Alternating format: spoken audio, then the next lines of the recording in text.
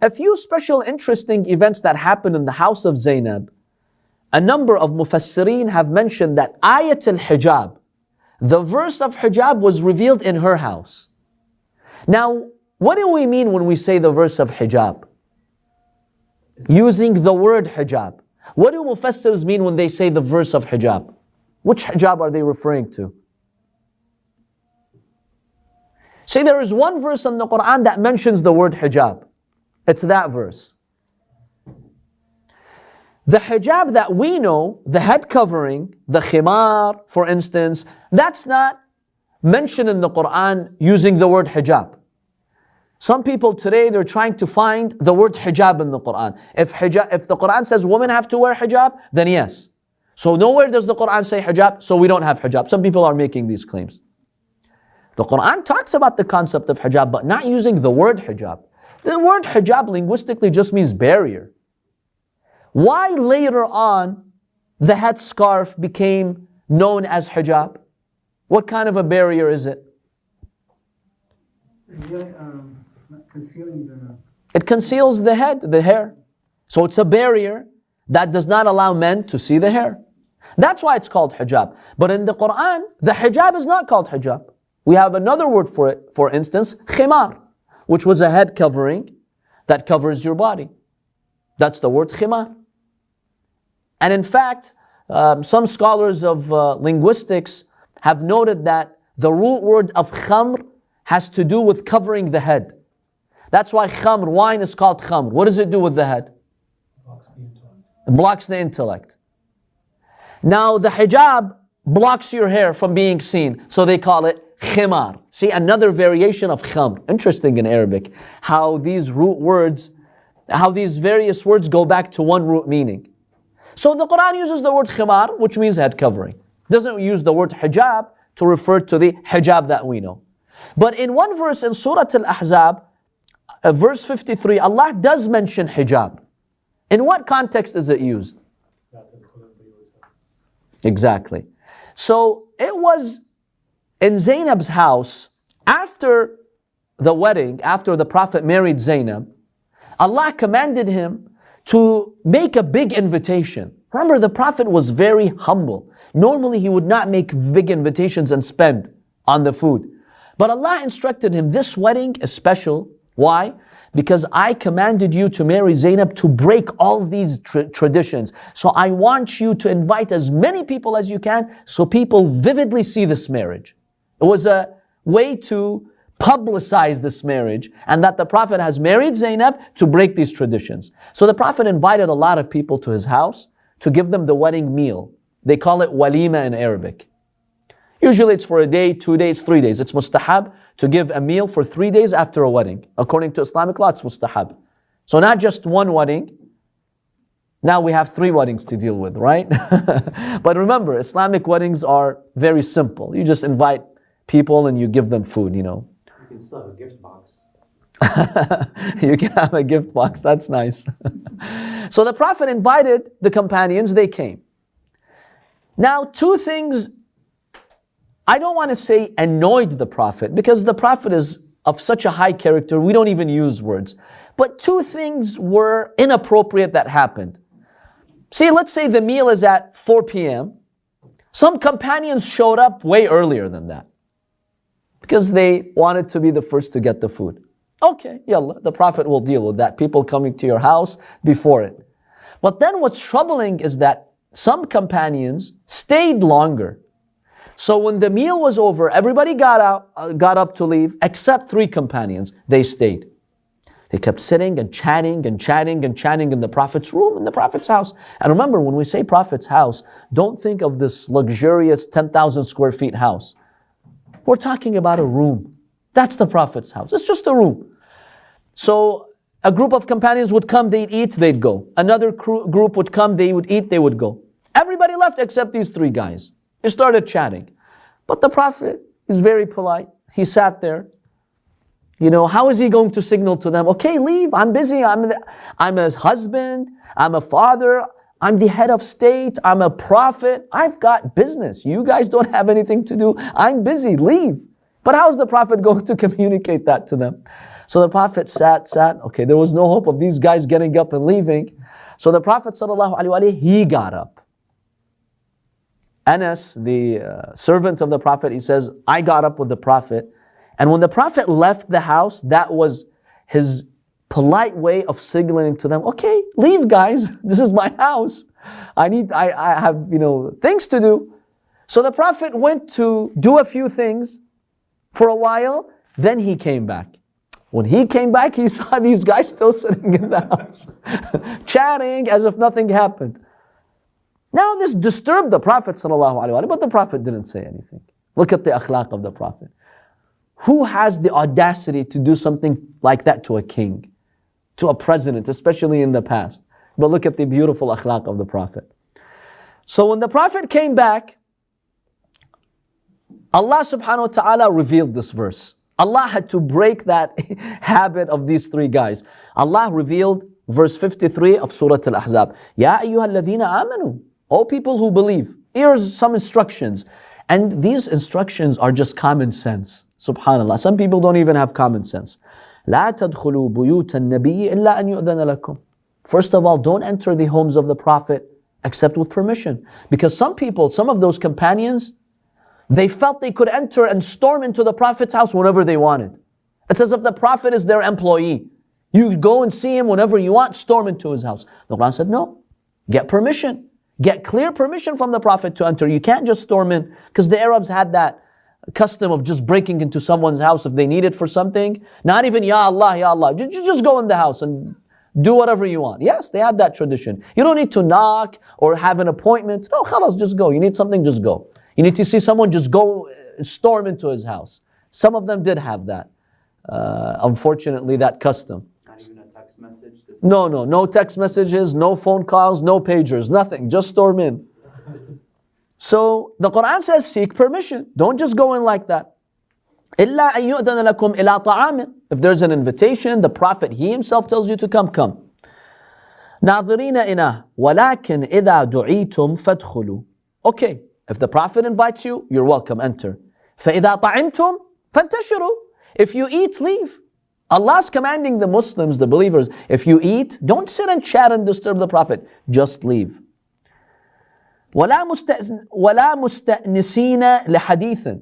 Don't think you can sit there and chat and have a good time. إِنَّ ذَلِكُمْ كَانَ يُؤْذِي النَّبِيَّ. This hurts the Prophet. This disturbs the Prophet. It annoys the Prophet. فَيَسْتَحِي مِنْكُمْ. But the Prophet, because of his haya, he's shy, he's embarrassed to tell you that. وَاللَّهُ لَا يَسْتَحِي مِنَ الْحَقِّ. But Allah is not embarrassed. Allah has to make it very clear that this is the truth. Make sure you respect the Prophet. Now, up until this point, we're not talking about hijab yet. We're talking about proper etiquette. By the way, this is instruction for all Muslims, not just with the Prophet. Anywhere you go, seek permission.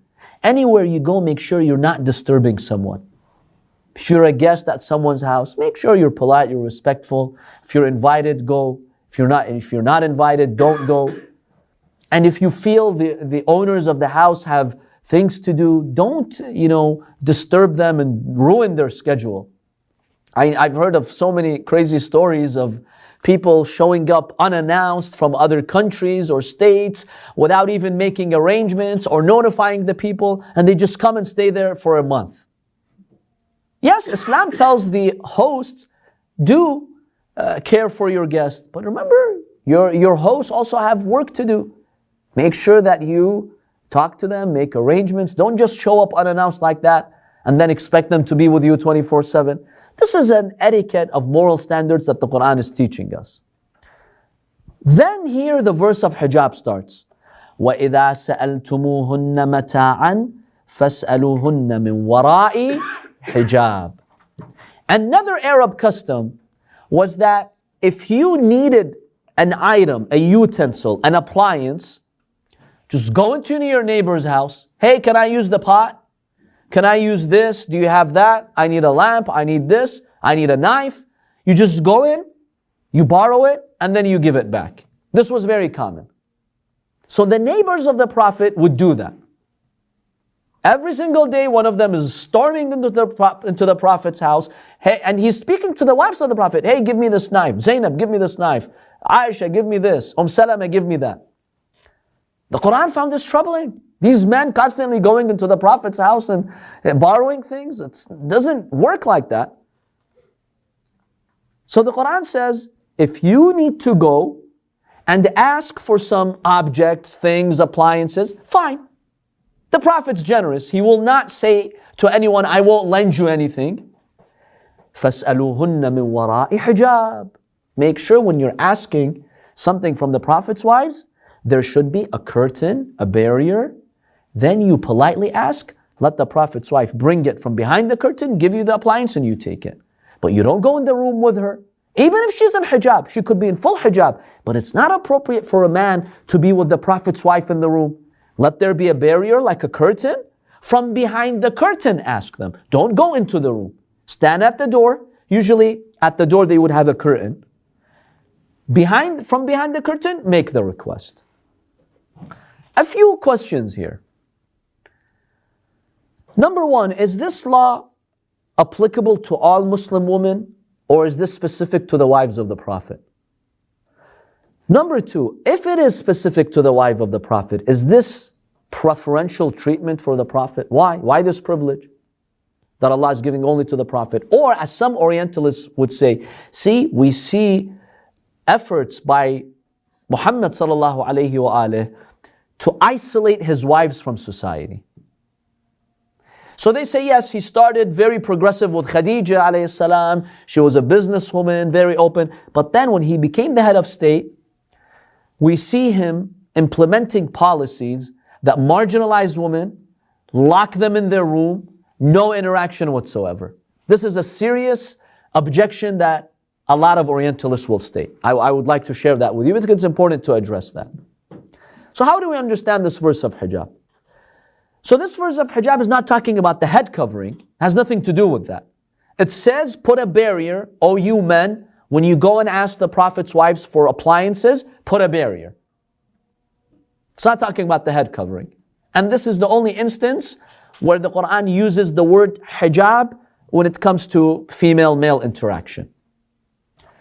So, number one, is this law applicable to all women or just the Prophet's wives? So if your wife is at home, or a woman, your mother, your sister is at home, and someone comes and he wants to grab something, take an item, borrow some money, take an appliance, must they, according to Islamic law, put a barrier and a curtain? Or as long as they're in proper hijab, fully covered, that's fine? So which is it? Is it a special law that applies to the wives of the Prophet, or this is a general law? It's special. It's a special law. Right.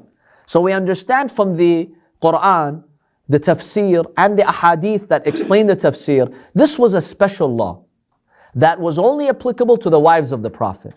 It was not a general law that had to be upheld by all women in society. So it's a special law. Why? Number two, why is it a special law? Why this preferential treatment or this type of treatment only for the Prophet's wives? Is the Prophet trying to isolate his wives? Let's rationally analyze that. Any thoughts?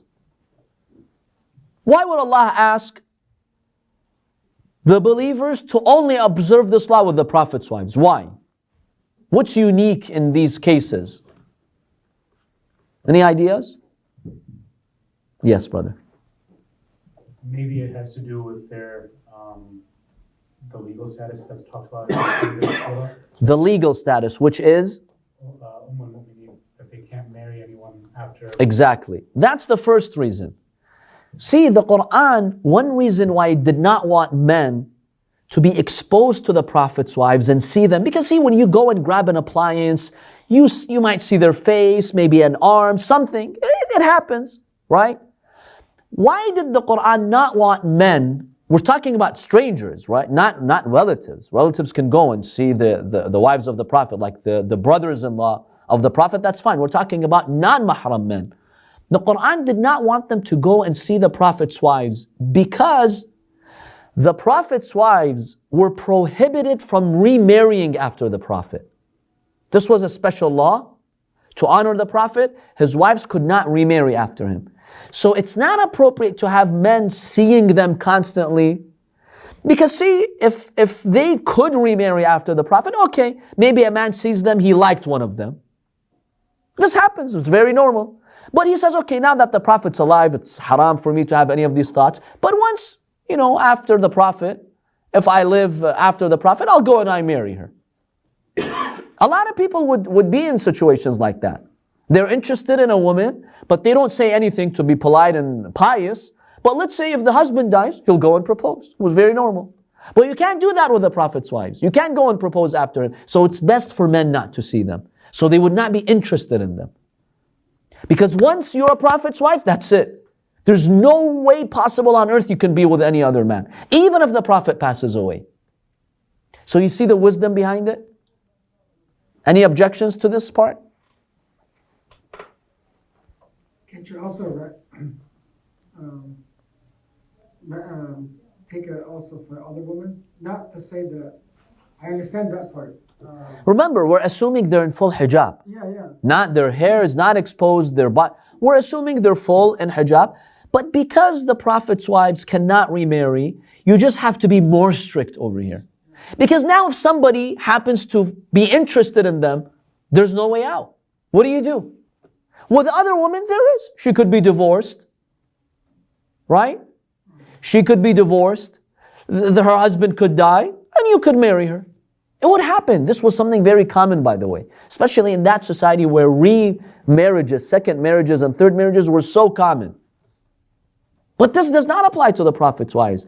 So it's safest to limit male interaction with them.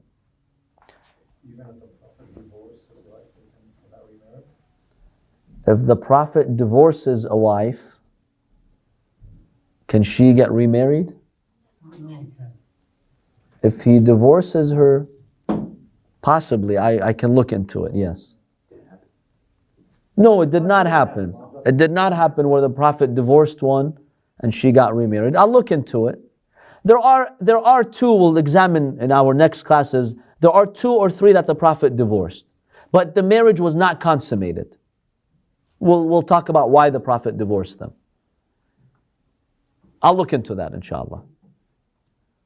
Yeah, the Quran, the space, not the space, the case that it is prohibiting is to marry the Prophet's wives after him. Min ba'dih, it says after him no one can marry them. Anyways, we can look into that, inshallah. So, this is a special case with the Prophet that if he passes away, his wives cannot remarry, and therefore, it was safer to limit that interaction. That's the first reason. The second reason, remember, the Prophet ﷺ had a lot of enemies. He was targeted. There were many people in Medina, around Medina, hypocrites or others that were conspiring. So giving that easy access all the time into the house of the Prophet was not a wise thing to do. You need to protect this man. This man's targeted. People are trying to find anything in his private life to expose him, to ruin his reputation, to tarnish him. And so having these men going into the Prophet's house and seeing his woman or interacting with them was not something appropriate. Because the Prophet ﷺ was targeted, and many people would send, let's say, spies or someone into the Prophet's house to pick up anything and turn it into a story. So Allah subhanahu wa ta'ala wanted to close that door. Because you have a unique situation here. The Prophet isn't just anyone. He's a community leader. He's the Prophet of God. And that would be a window for the hypocrites to go and create some trouble. Or they would be in contact with the Prophet's wives and maybe mobilize them against the Prophet. You never know. So limit the access. Just granting free access like that was not appropriate. And when these verses were revealed, the hypocrites were disappointed. And that's proof that the enemies got disappointed. Why is Muhammad limiting us? Why can't we go to his house and speak to his wives? They were hurt because they had ulterior motives. And so Allah subhanahu wa ta'ala wanted to close that door. Yes? Did this rule also apply to the imams who came after? that if you're the wife of an imam and the imam dies, or the imam divorces. No, this is specific only to Rasulullah sallallahu alaihi wasallam. There are laws that only and only apply to the Prophet sallallahu alaihi wasallam. This law does not apply to the imams of Ahlul Bayt. Going backwards, any of the previous prophets? Not that I know of, no. There is a book called Khasa'is al-Rasul. There are several hundred or several thousand unique laws that only apply to Prophet Muhammad sallallahu alaihi wasallam in the history of humankind. Yes. So these laws are specific to only Prophet Muhammad sallallahu alaihi wasallam, and they were not shared by any other prophet in history. And this is one of them.